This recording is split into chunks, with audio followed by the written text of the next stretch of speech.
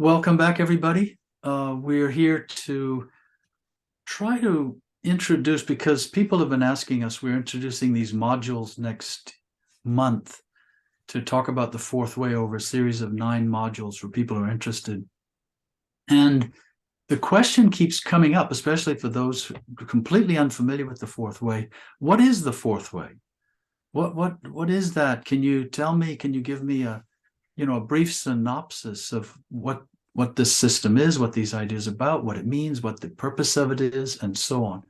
So I'm going to ask you, Mihai, to do your best to give in 10 minutes or so a quick overview, a synopsis of the main ideas and what the purpose of the fourth way is, why it exists, what someone can hope to achieve by studying this system as opposed to other systems or in addition to other systems. So can you start us off here and give us your sense of a, well, just that, a synopsis in your own words? Yes, I will take the challenge, and it's really hard because this fourth way philosophical system is very complex intellectually. It's like a whole architectural structure. And usually the introductory meetings that are associated with this fourth way, they last 10 hours or so. And I've never done this like that in 10, 12 minutes. So I will do my best. So the fourth way system as a pathway was brought to the West by the Greek Armenian mystic, philosopher, master, Georg Ivanovich Gurdjieff, who brought it to the West in early 20th century. However, it is not his, he didn't create the fourth way. The fourth way is apparently an ancient teaching that weave in and out of humanity and took different forms.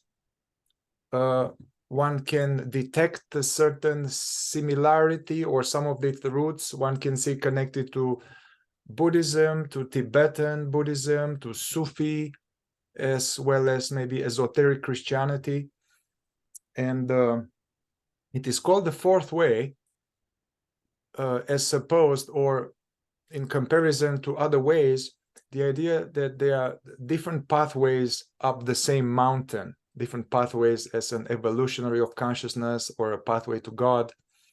And the first 3 pathways, they needed these conditions, special conditions of being removed from life, going to an ashram, going to isolation, renouncing the world, and engaging in serious practices.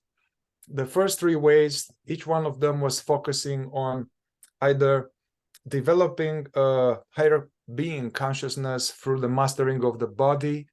The second way would be the developing higher being consciousness through the mastering and development of the emotional faculty.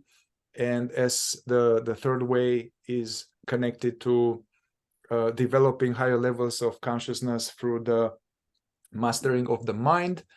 And the fourth way requires, actually, it is important to develop all of these functions, some type of mastery of the body, as well as of the emotional function of the intellect, all of them, all combined. Also, an important characteristic of the fourth way is that we need to be in life, in the midst of everyday life, with jobs, dealing with money, raising family, having jobs, having relationships. So that's a characteristics of the fourth way. Also, the fourth way is called the way of the sly man, which I will not go into it at this point. Well, I would say the fourth way is a awareness-based, non-dual teaching, meaning that it's still in the context of non-duality, the idea being that everything here, the mountains and Peter and Mihai and the computer and everyone and everything, is an emanation of the same substance coming from our common creator father, mother, his endlessness. And the core tenet is that God or nature brings us here as human beings, and as we become adults, we think that we are finished. We think that we have reached maturity. However, it is said in the fourth way that as we reach so-called adulthood, from the point of view of consciousness, we are far from complete full beings. We are unfinished beings, basically.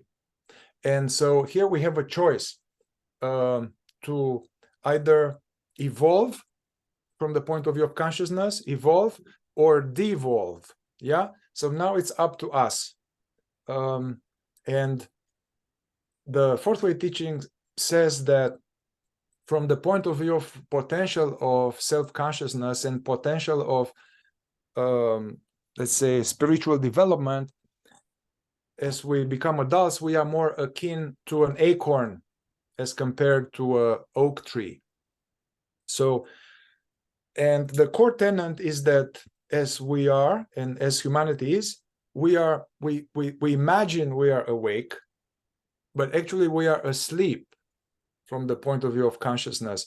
So it is very important, in order to go any further, to realize our consciousness sleep, and in order to realize that there is a problem, in order to have the willingness and the desire and the dedication to do something to change our state. So the fourth way says that there are actually 4 different states of consciousness available to men, and man asleep lives in just 2 states of consciousness.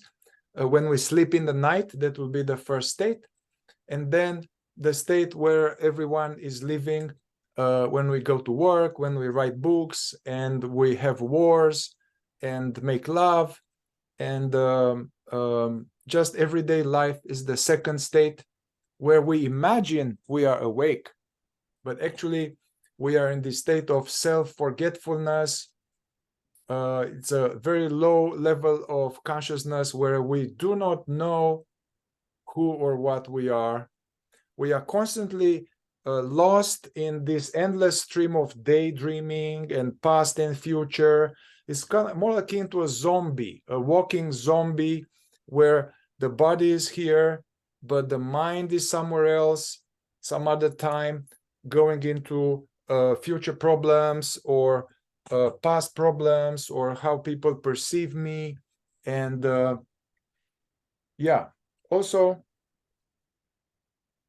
yeah, we have a strong, in this second state of consciousness, state of waking sleep, we have a sense that we are a separate individual entity, separate from everything and everybody, and from the earth, from God, from each other. We imagine we are this independent, autonomous thing.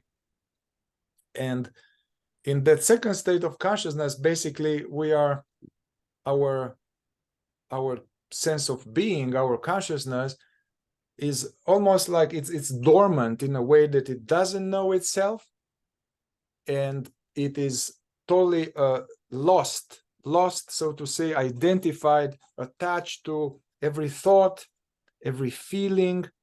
And in the second state of consciousness, we have some illusions, illusions about ourselves. We believe that we are awake. We believe that we have ability to do. I'm doing things. I'm making things happen. And also, we have the illusion that there is a sense of me as a one individuality. Yeah. The fourth way teaches actually that it's a big illusion, and in order to actually start real work, is to realize that this is not true, and actually that they are just many separate subparts, sub-personalities, many eyes. They take turns becoming the boss, and therefore there's no actual ability to do and make anything happen. Everything is happening by itself as a stimulus response. And basically, no matter how noble we believe we are as a human being, in the second state, we are more like a machine, a biocomputer, totally influenced by unknown forces. The fourth way teaches that actually there are two other states available to men, states of consciousness, but they don't happen. It requires a long, persistent effort to change our level of consciousness following a certain precise inner work. So the third state of consciousness will be this state of self-consciousness.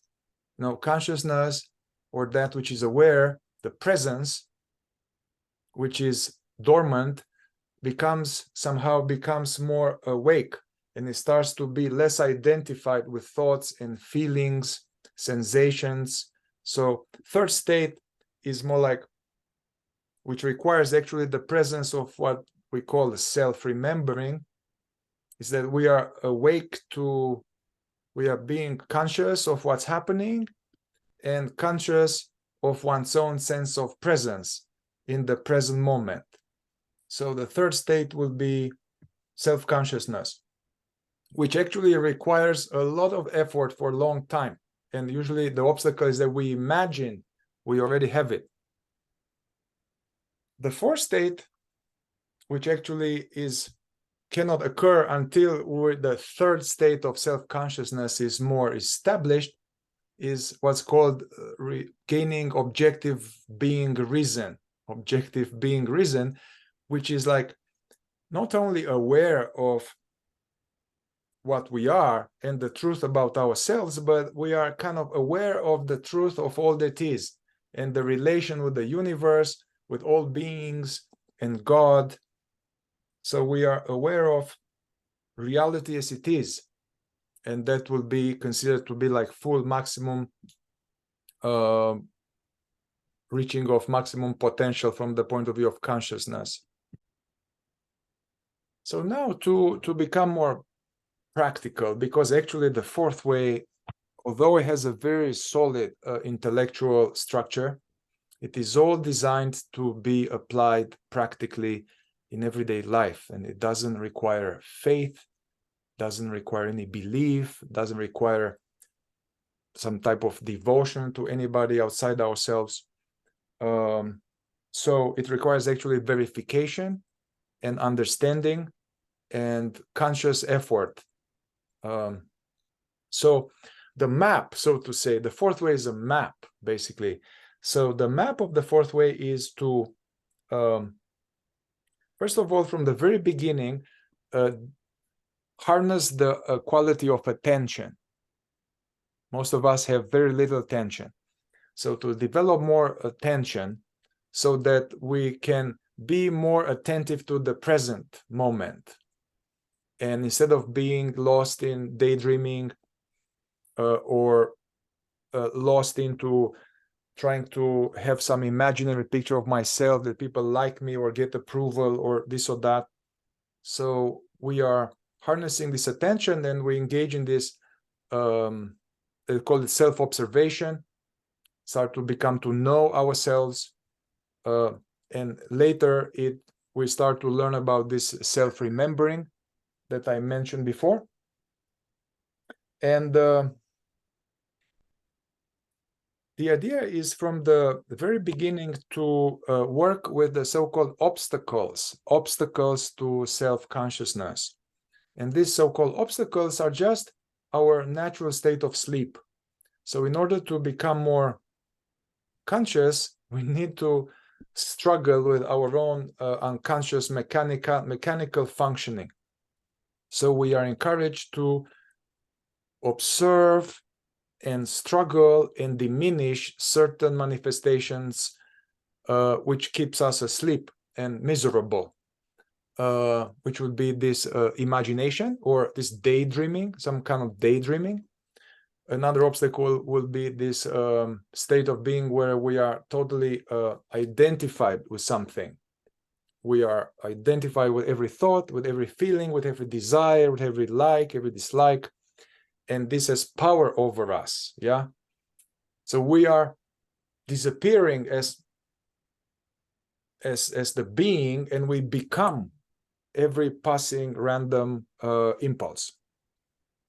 Another obstacle would be this torturous state of being called inner considering, which is being identified with what other people think about me, and trying that they see me in a good way, and trying to not be seen in a bad way. And this creates a whole dance of trying to get approval, recognition, and taking everything personally.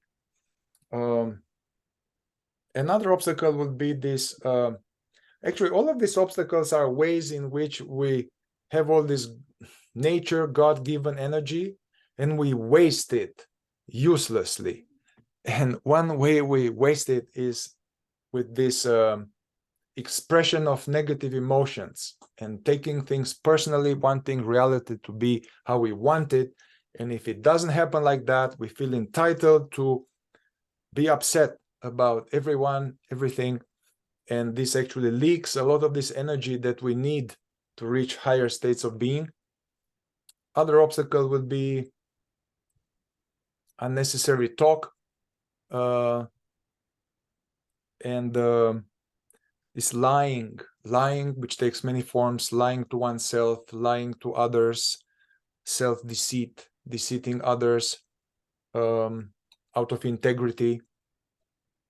So to continue, the fourth way basically also tells us, gives very precise knowledge about the hardware of this biocomputer, how it is formed, and with its different functions, like the intellect, the emotional function, the instinctive, the kinetic function, which in sleep, they don't function properly. So part of the work is to bring awareness and study this wrong functioning of the biocomputer and this way get it more balanced and more to work more properly. So they are actually functioning, they are function of presence rather than functioning by themselves without nobody home. Another important core tenet and knowledge in the fourth way is this idea of that we come here with what we really are, what's true about ourselves, is essence, our authentic nature.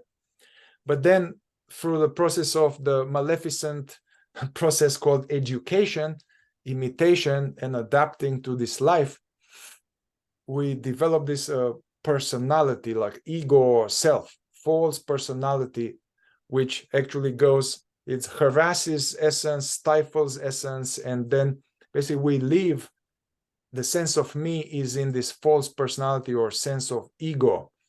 So big part of the fourth way work is to observe and diminish this false personality with its sub-personalities and their core mechanical patterns of being. We need to observe them and gradually understand them, and gradually they diminish. And then our essence, our true, spontaneous, authentic, what's really true about ourselves starts to be allowed more and more. And from this essence, higher states of being and true conscious individuality arises. There is a lot of information about this very important principle of transforming suffering. In order to really reach higher states of being, it's important to develop this self-observation, self-remembering, and to use this energy of negative emotions as well as suffering, to use that in order to transmute this deep, powerful energy that we usually we squirm and we want to get rid of it and we just want to feel better. We use that suffering to deepen our being and actually purify ourselves from falseness. there's a lot of other information. The fourth way explains in detail. Yeah, it's all correlates with each other. But I guess for where we are now, and I already went beyond my timeline here, I think I will stop here. And if you are interested, we already have here a playlist with more in-depth information, where we talked for 25 hours, and we are still talking. This podcast, reigniting the fragments of the fourth way. And if you are interested also to go to the roots, we highly recommend, if you were one book by P.D. Ouspensky, In Search of the Miraculous. And if this sounds like interesting to you, then we invite you to come to our fourth way study group module, which starts very soon in January. Thank you.